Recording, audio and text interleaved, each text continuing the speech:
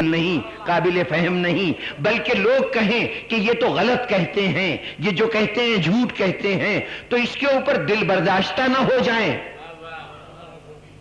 اس کے اوپر دل برداشتہ نہ ہو جائیں، اس لیے کہ اگر آپ اپنے آپ کو اسی طرح سے ایک فرقہ سمجھتے رہے جیسے دوسرے لوگ اپنے کو فرقہ سمجھ رہے ہیں، تب کبھی بھی صورتحال سمجھ میں نہیں آئے گی۔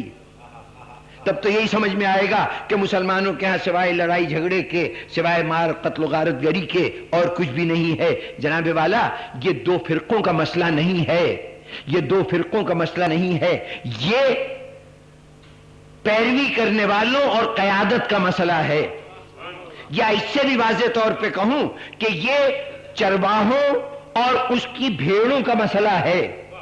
ایک طرف بھیڑ بکریوں کا ہجوم ہے اور ان کے اوپر ایک چرواہا ہے، وہ چرواہا ایک دو ہی ہوں گے نا، بھیڑیں کثرت سے ہوں گی۔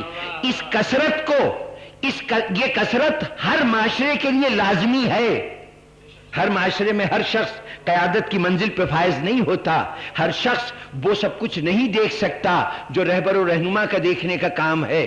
اسی طرح ملت اسلامیہ پوری ایک اتنی بڑی برادری، اس میں یہ توقع نہ کریں کہ ہر شخص کی بصیرت اتنی ہی ہوگی جتنی ان لوگوں کی بصیرت ہونی چاہیے جو صاحب نظر ہیں، جو صاحب مشاہدہ ہیں۔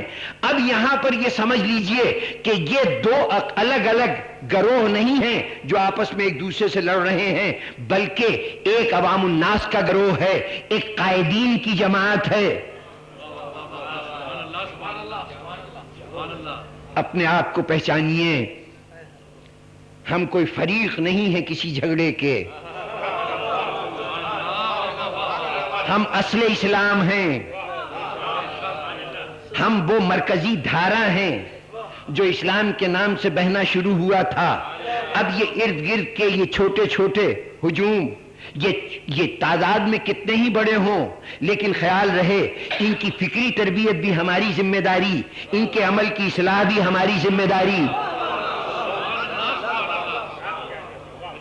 ہم مستقل طور پر، ہم ان کے مقابل کوئی گروہ نہیں ہیں۔ وہ مولا کائنات نے ایک شکایت کی تھی کہ اس زمانے کو کیا ہو گیا ہے کہ لوگ میرا مقابلہ حاکم شام سے کرتے ہیں، علی کا مقابلہ حاکم شام سے کیا جاتا ہے۔ بزرگان محترم، جیسے علی کو یہ شکایت تھی، اور یہ شکایت بالکل حق بجانب تھی کہ علی کا مقابلہ حاکم شام سے نہیں ہونا چاہیے، اسی طرح یہ سمجھ لیجئے کہ علی کے ماننے والوں کا مقابلہ حاکم شام کے ماننے والوں سے نہیں ہونا چاہیے۔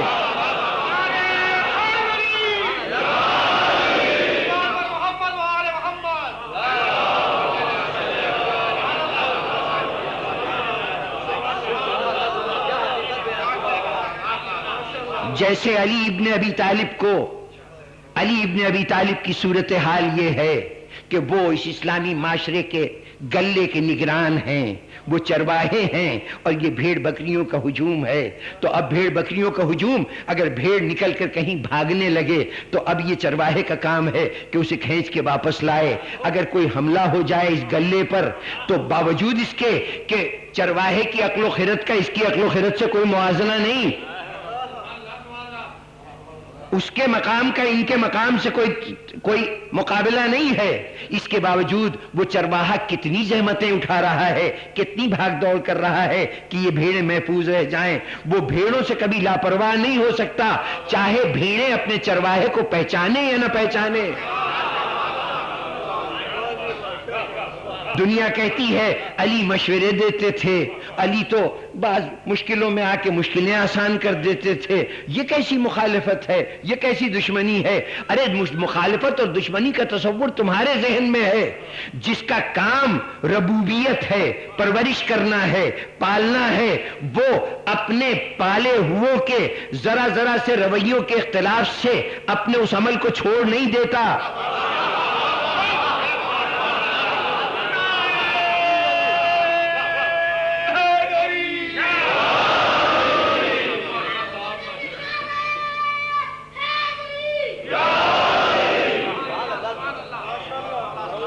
سامعین گرامی، کائنات کا پورا نظام چل رہا ہے، اس میں کتنی بڑی تعداد ہے جو اپنے خدا کو نہیں مانتی، اپنے خدا کی منکر ہے، اس کے فرمان سے انکار کرتی ہے۔ جہاں کوئی انکار کرے تو اللہ فوراً ہاتھ کھینچ لے کہ اچھا جاؤ، اب تمہیں اولاد نہیں دوں گا، اب تمہیں دولت نہیں دوں گا، اب تمہیں زندگی نہیں دوں گا، تمہیں دنیا کی راحتیں نہیں دوں گا۔ نہیں، دنیا انکار کرتی جاتی ہے، وہ دینے والا دیتا جاتا ہے، دیتا جاتا ہے۔ جانتا ہے کہ لاکھ بھاگے، لاکھ انکار کرے، لاکھ فرار کرے، آخر بھاگ کے جائے گا کہاں؟ اس کائنات سے باہر کہاں جائے گا؟ باہر طور میرے ہی قبضہ قدرت میں ہے، تو قدرت لطف لیتی ہے۔ اچھا، بڑا غرور ہے، بڑا ناز ہے، بڑی شان ہے، اب تو یہ بھی کہنے لگا کہ میں ہی خدا ہوں، میں ہی خدا ہوں۔ اچھا چل چل کر لے خدائی۔ کتنے دن خدائی کرے گا؟ فرعون کی خدائی کہتے ہیں کہ 500 سال تک رہی، اور پھر اس دوران میں نعمتوں کی فراوانی ہے، نعمتوں کی فراوانی نہ ہوتی تو یہ کیسے ہو سکتا تھا کہ وہ خدائی کا دعویٰ کرے اور دنیا مان لے؟ دنیا کا اس بات دعوے کو مان لینا اس بات کی دلیل ہے کہ وہ کہتا ہوگا دیکھو جب چاہتا ہوں بارش ہو جاتی ہے، جب چاہتا ہوں فصل اچھی اگاتی ہے، جب چاہتا ہوں کانوں سے سونا نکال لیتا ہوں، ساری دنیا میرے قبضے میں ہے، بولو میں خدا ہوں کہ نہیں؟ دنیا مان گئی ہاں تو خدا ہے۔ اور وہ جو حقیقی خدا ہے وہ بیٹھا مسکرا رہا ہے کہ کیا کہنے، دیکھتا ہوں کتنی دور بھاگ سکتا ہے، کہاں تک جا سکتا ہے۔ اور ہوتے ہوتے جب اس نے خدا کے ایک اعجاز میں اس نے بھی اسی طرح فائدہ اٹھانا چاہا جس سے حقیر بنی اسرائیل جو غلام تھے وہ فائدہ اٹھا رہے تھے، اسی راستے پہ اس نے چلنا چاہا تو پانی کی دیواریں مل گئیں، ساری خدائی خاک میں مل گئی۔ معلوم یہ ہوا کہ لاکھ دعوے کرتا رہے، خدا کی خدائی سے بھاگ کے جا نہیں سکتا۔ اب خدا کا رویہ یہ نہیں کہ جہاں کسی نے نافرمانی کی اس نے فوری طور پر اپنے عذاب کو مسلط کر دیا کہ اس کی جان لے لو، نہیں، ہم ڈھیل دیتے ہیں، موقع دیتے ہیں۔ بس سمجھ لیجئے کہ جو ہمارے بنائے ہوئے ہیں وہ تو ہماری طرح سوچتے ہیں، لیکن جو خدا کا نمائندہ خدا کا بنایا ہوا ہے اس کی سوچ خدا جیسی ہے۔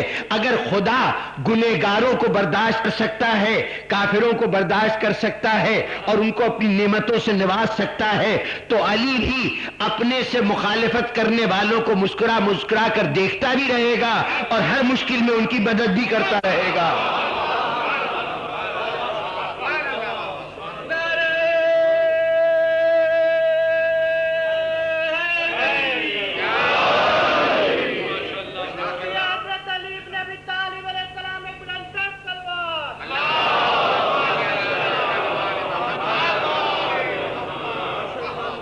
یہ مشورے دینا باطل کی کامیابی نہیں ہے، یہ علی کا مدد کر دینا یہ دشمنان اسلام کی کامیابی نہیں ہے۔ کامیابی تو تب ہوتی کہ کل میں نے تفصیل سے عرض کیا کہ دشمن اسلام کیا چاہتا ہے، وہ یہ چاہتا ہے کہ کسی صورت سے علی جو ذمہ دار ہیں اسلام کے ان کی تلوار نیام سے باہر نکل آئے، اور ادھر وہ گروہ کہ جو اسلام کو مانتا تو ہے لیکن ایک حد سے آگے بڑھنے کو تیار نہیں ہے، ان میں اور علی کے درمیان اقتدار چونکہ دونوں کا مسئلہ ہے، علی کو محروم کیا گیا ہے اور ان کے پاس اقتدار ہے، تو اس اقتدار کو بنیاد بنا کر علی میں اور مسلمانوں میں جنگ ہو جائے، تلوار چل جائے، تو اب یہ دو کی دونوں میں سے اگر علی مارے گئے تو اسلام کی حفاظت ختم ہو گئی، اب ان عوام کو اپنے اشارے پہ چلا لینا کوئی مسئلہ نہیں، اور اگر عوام مارے گئے تو یہ بھی نقصان کس کا ہوا؟ ارے اگر چرواہے کی بھیڑوں میں اور چرواہے میں لڑائی شروع ہو جائے تو یا بھیڑیں چرواہے کو کچل دیں گی یا پھر چرواہا بھیڑوں کو مار دے گا۔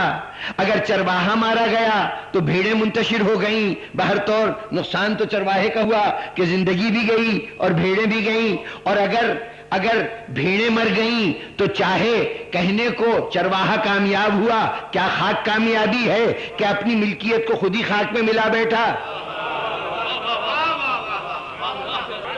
باطل کی حکمت عملی یہ ہے، باطل کی سوچ یہ ہے، باطل کا منصوبہ یہ ہے، اسلام کے دشمن کی فکر یہ ہے کہ علی میں اور اس ریوڑ میں جو علی کے سامنے ہے، جس کا چرواہا، جس کا رکھوالا علی ہے، ان دونوں میں تصادم ہو جائے، ہر صورت میں نقصان علی کا ہوگا، ہر صورت میں نقصان